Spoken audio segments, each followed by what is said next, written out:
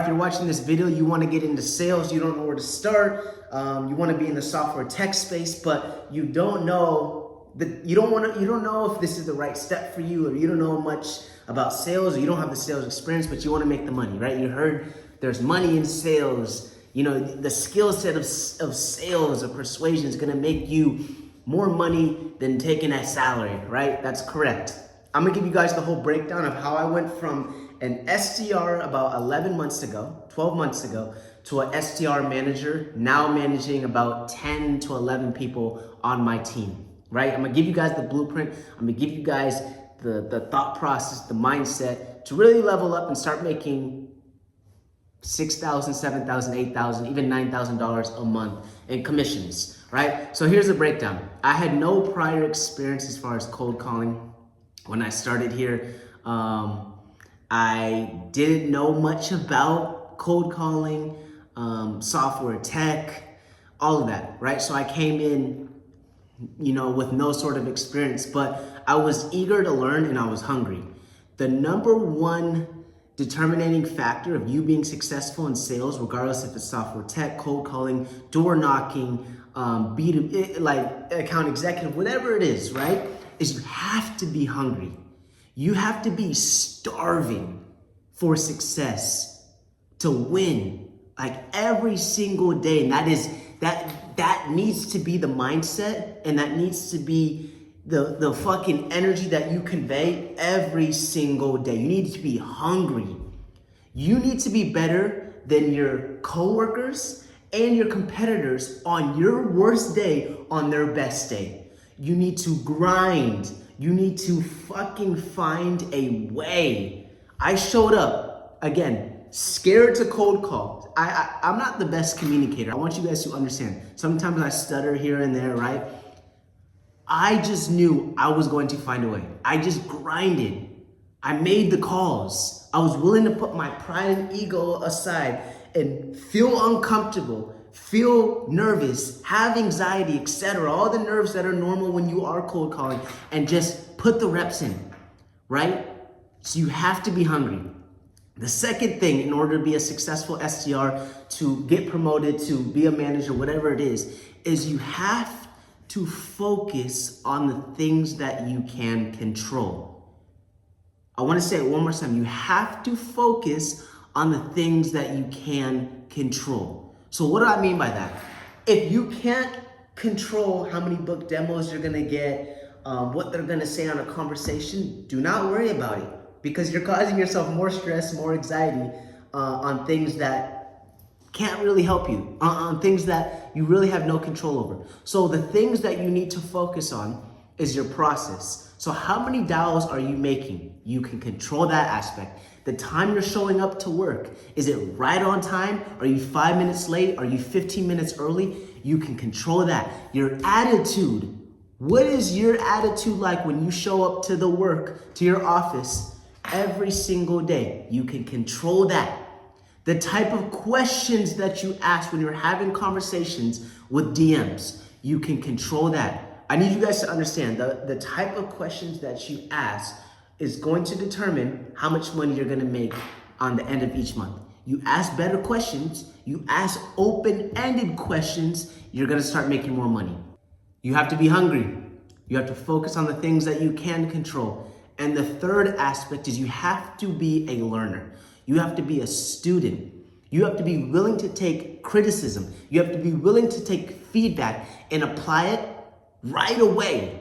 Not next week, not next month, not 3 months from now, right away, right? One of the hardest things that I see most SDRs kind of struggle with is the feedback aspect, right? Listening to your own calls and being comfortable with you not being good, being comfortable with hearing your voice, being comfortable with you being told no, right?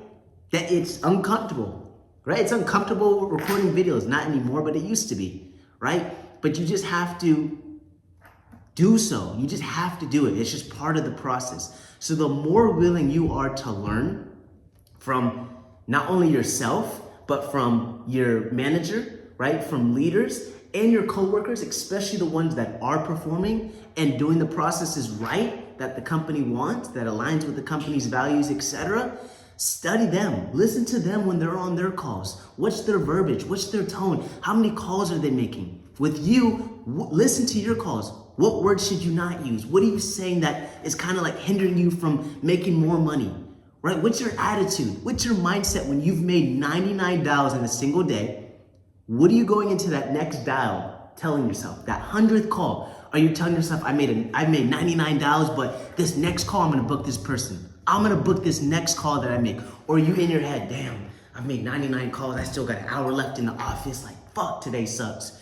It's all mental, right? So being willing to learn every single day. You have to be a student of the game. You have to learn, right? What are you doing outside the office? After your 8 or 10 hours working, are you listening to podcasts of other SDRs who've done so and hear their verbiage, hear how they talk up to a DM, their openers, their questions, and applying it to your niche and your industry, right? When I first started as an SDR, I would listen to tons of podcasts every single morning on my way to work.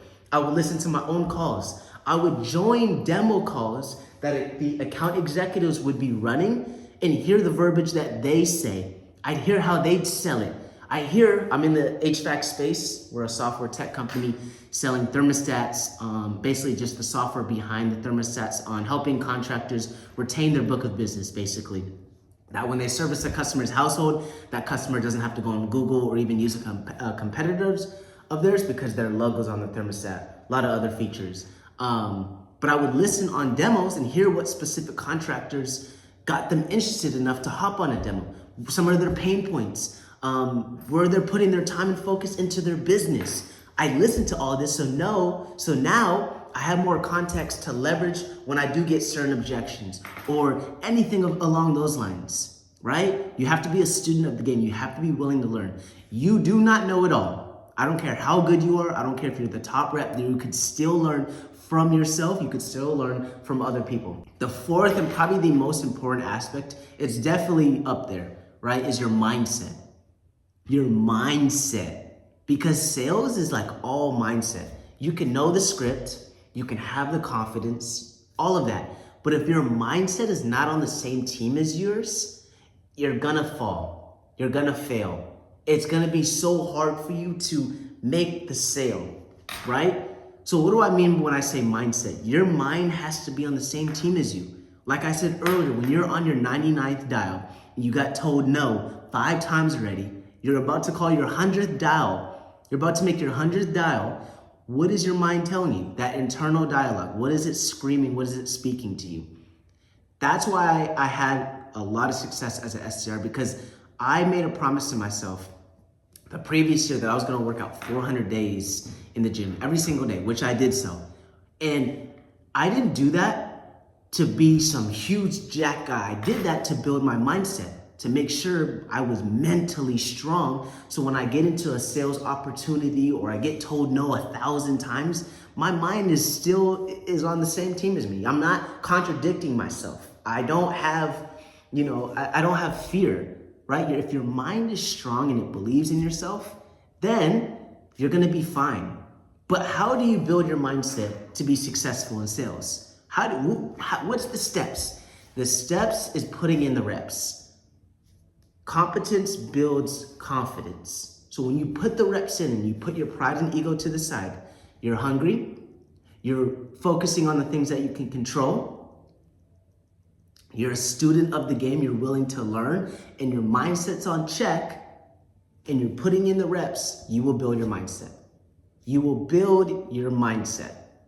So understand that. That's a huge aspect, right? Because you're going to have great months as an SDR or account executive, whatever sales position you're wanting to go into, and be the top SDR for that month. Or you're going to have the worst month in company history. What is your internal dialogue? What's your mindset like? Are you too high or are you too low? I've had great months as an SDR. I was the top SDR for about 6 to 7 months in a row consecutively before I turned into an SDR manager, right? And then I've also had a month where I still performed really well, but it wasn't to my set of standards. And I was all over the place in my head. But what an account executive mentioned to me when I first started as an SDR, he's like, don't get too high and don't get too low. Just stay constant.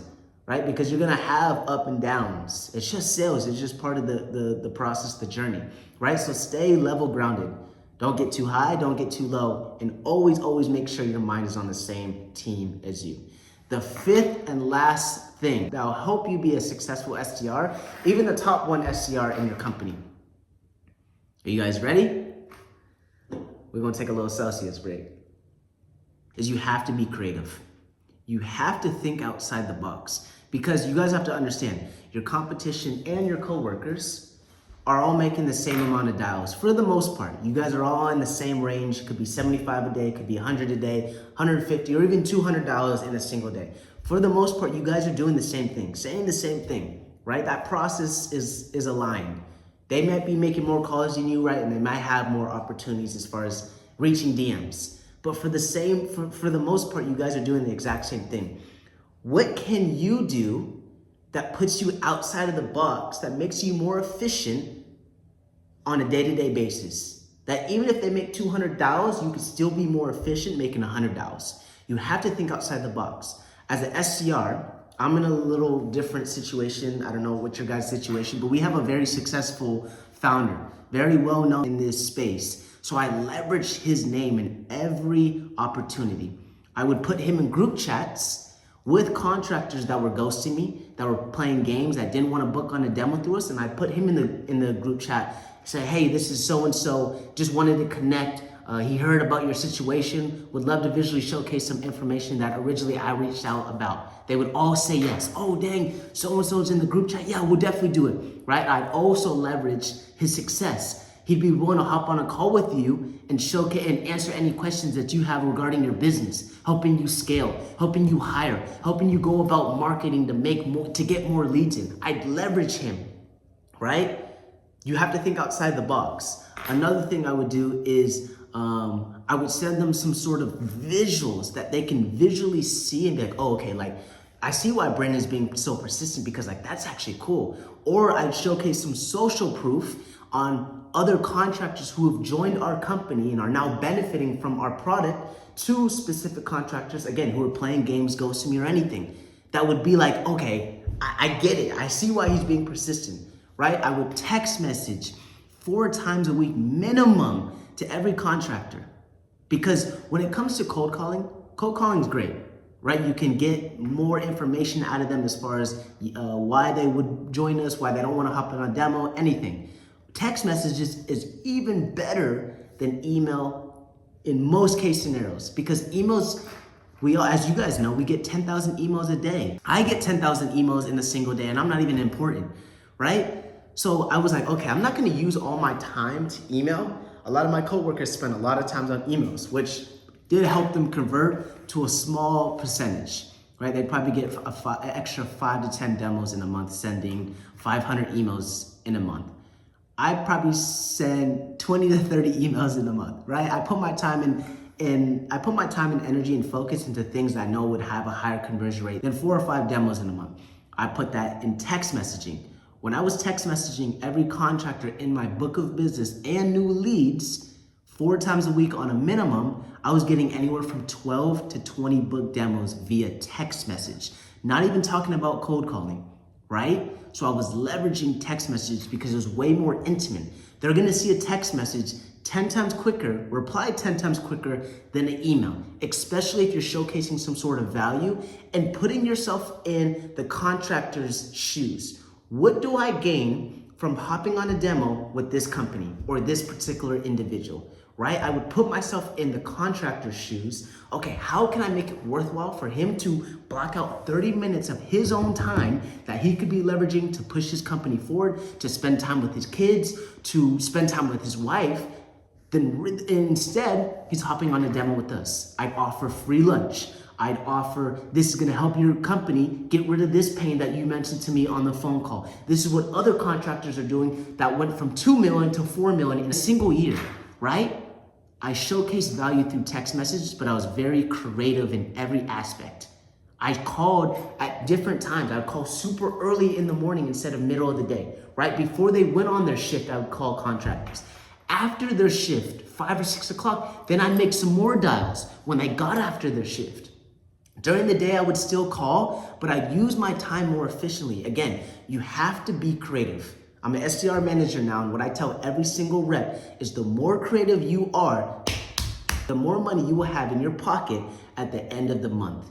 Be creative. Think outside the box. Everyone is one-dimensional. Oh, I'm gonna call. Yes, that's gonna get you the reps, and that's gonna get you some sort of success. But if you wanna be the most successful SDR, the top one SDR, you have to put all the things that I just mentioned in place and starting today.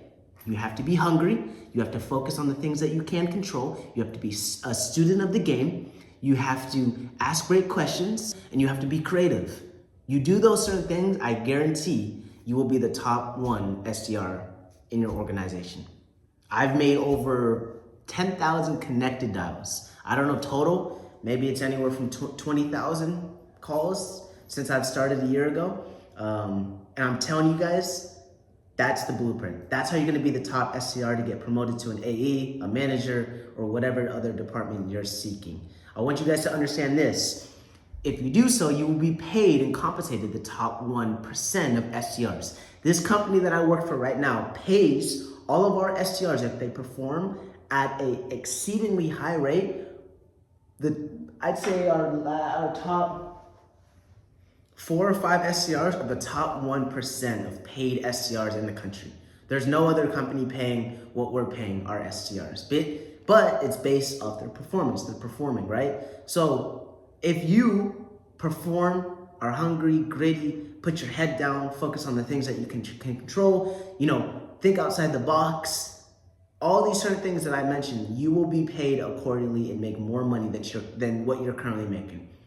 That's how you are going to be successful as the SDR. So hopefully this video helped. I just gave you guys the whole game of what I learned this whole year in an 18 or 17 or 16 minute video. So enjoy this video, watch it over, and I'll see you guys in the next video. Peace.